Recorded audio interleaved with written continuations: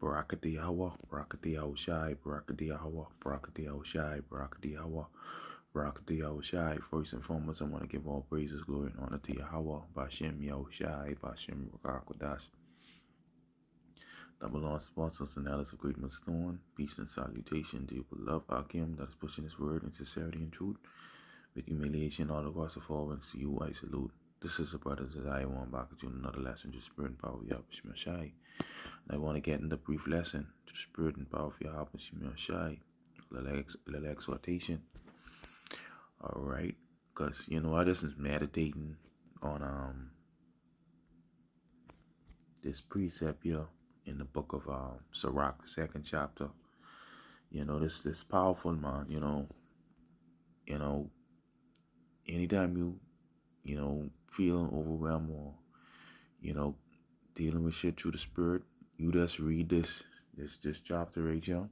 Whatever you're going through, like when you read this, it's like a burden that's be lifted. These scriptures is powerful, but they powerful. They are powerful. And I was just meditating on this precept. Yeah, it says this verse actually. My son, if thou come to serve the Lord, prepare thy soul for temptation. Set thy heart aright and constantly endure, and make not haste in the time of trouble. Cleave unto him, and depart not away, that thou mayest be increased at the last end. This is the point here, why you want to bring up whatever is brought upon thee, take cheerfully, and be patient when thou change the lower state. Alright, and I go on into it in the CEB. It says the subject matter is trusting in God, right? My child, if you come to serve the Lord, prepare yourself for testing. You see that? Set your heart straight. Be steadfast and don't act hastily in a time of distress. That's enjoyed. Okay?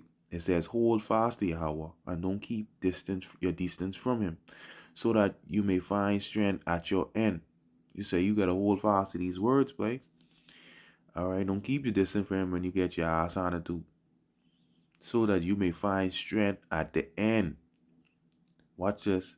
Accept whatever happens to you and be patient when you suffer humiliation, because gold is tested with fire. Unacceptable people are tested in the furnace of humiliation. Alright? Accept whatever happens to you. Accept it. Because, we go through a lot of shit catching hell in these conditions, and you might think your situation's so bad, but somebody out there situation 10 times worse. You only go hold up your hand and say, to Wadi Abashim Shai. That's what the old folks used to say back in times past. When you think you doing bad, just walk down the road. Somebody doing worse than you. You had a situation, you'll follow or cry. So we bless, and we don't know how blessed. Sometimes we know how blessed we is, going through these conditions and all that. But whatever you're going through, accept it and be patient. All right, look at our forefather Job. Job dealt with these shit. He was cheerfully taking his escaras. All right, he was cheerfully taking his escaras, whatever the Lord put on him. All right, I was looking at this precept, right? It says, what does Job 13 and 15? Job 13 and 15. Let me just get it. It says, though he slay me, yet will I trust in him. Because the subject matter is trusting God in chapter 2, right? But I will maintain mine own ways before him. And I go on into the AIO view. It says Job 13:15 in the Bible means unwavering faith and trust in God, even amidst extreme suffering to the point of death. You see that? Extreme suffering to the point of death. Unwavering faith. So Job take what he had to go through cheerfully. Alright? And look at his latter end and the beginning. It says, as with Job declaring, though he slay me, yet will I hope in him, asserting his integrity. Okay? We gotta continue to walk in integrity in this truth. Alright? Okay? Practice will be preached. Set to be an example of these people, because these people But when you look at these people, they so wicked. All right, they corrupt. All right, for us, we supposed to be an example, but walking in integrity. It says on readiness to defend his ways before you have even if it costs him his life.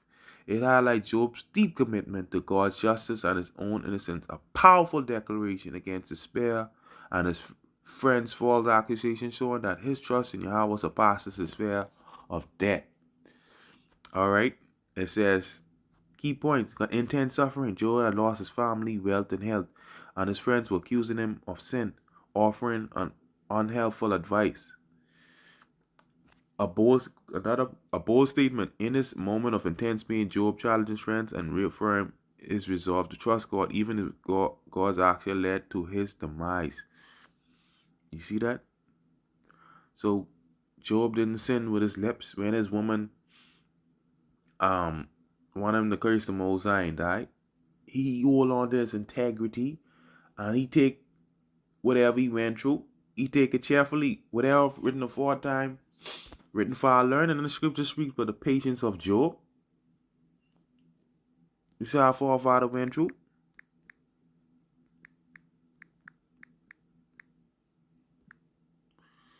It says, James 5:11, Behold, we count them happy which endure. Ye have heard of the patience of Job, and have seen the end of the Lord, that the Lord is very pitiful and of tender mercy. All right? Okay? Oh, Shalakia. All right?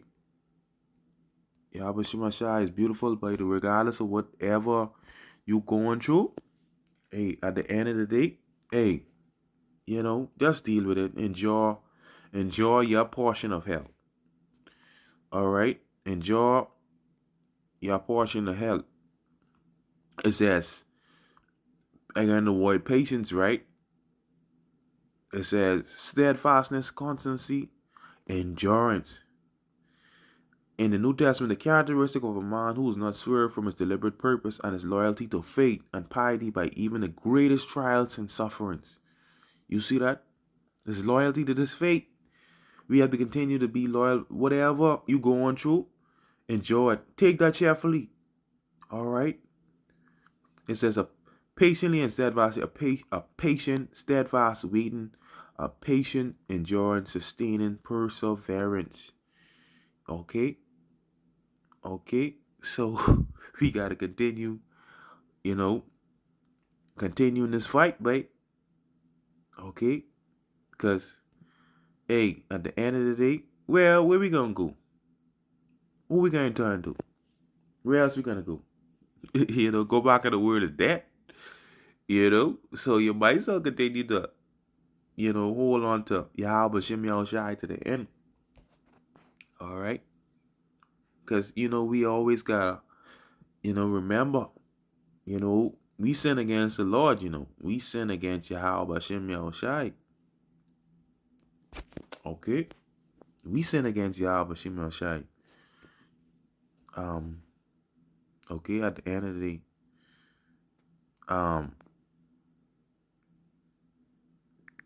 we sin against the Lord. All right? This is Micah 7:9. I will bear the indignation of the Lord because I have sinned against him. All right? We go on these serving these other gods and all kind of wicked shit. All right? Okay? We sin against our power.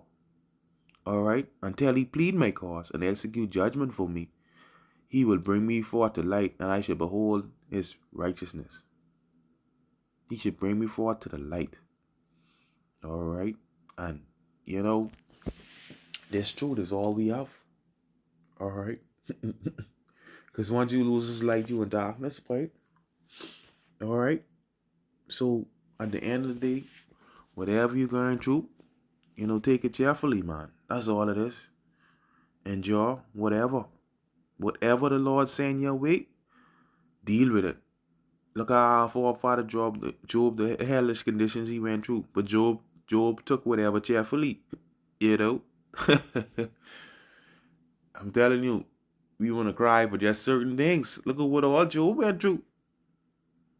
You know? So, hey, we got a lot to thank Yahweh Shem Yahushai for in these times, but it's a blessing to be in this truth. I rather, go through infirmities and be old this truth, Because once you old this truth, you don't get no covering. That's it. This is all we have. So continue to fight. Continue to trust Yahweh Shem Yahushai to the end. All right, look at Job latter end. Better than the first. All right, unwavering faith, regardless of whatever he dealt with, he still trusts Yahweh Shem Yahushai. He's getting the ass handed. All right, what he said again? Let's get it. Let's get it again. Job 13:15 says, "Though he slay me, yet will I trust in him, but I will maintain my ways before him." All right. Let me get this in the NLT. This is what the NLT and the AMP says. All right, because I read in another translation. The NLT, Yahweh might kill me, but I have no other hope. What other hope we get? All right, what other hope? I am going to argue my case with him. What other hope we get? We ain't get no other hope. Even though he kills me, I will hope in him. Nevertheless, I will argue my ways to his face. What other hope we get? We ain't got no other hope. Not in this world. So, hey, it's imperative for us to just continue fighting and pushing, man. And take, whatever he bring upon us. And don't think it's strange whatever trial you might go through. Don't think it's strange the fiery trials you might experience. All right? Don't think it's strange when you go through these hellish conditions. Just say to Wadi Abishmashai, Lord, what you trying to show me? Because he's purging us. He's purging us. All right. All right. So we could come forward as gold, like Job said. What it says in verse 5. Read verse 4 and verse 5. Whatsoever is brought upon thee, take cheerfully and be patient when thou art changed to low state. For gold is tried in the fire, an acceptable man in the furnace of adversity. All right. Because when gold hit the fire, what? Get purified. All right. The smith looking for this image in that gold. So Yahweh Shai, he gotta put us through these tests, these hellish conditions, so he can see his image in us. You just gotta continue fighting and holding on to the end and endure. But I just want to bring that hope to the spirit and power of Yahweh Shai was edifying. Yeah,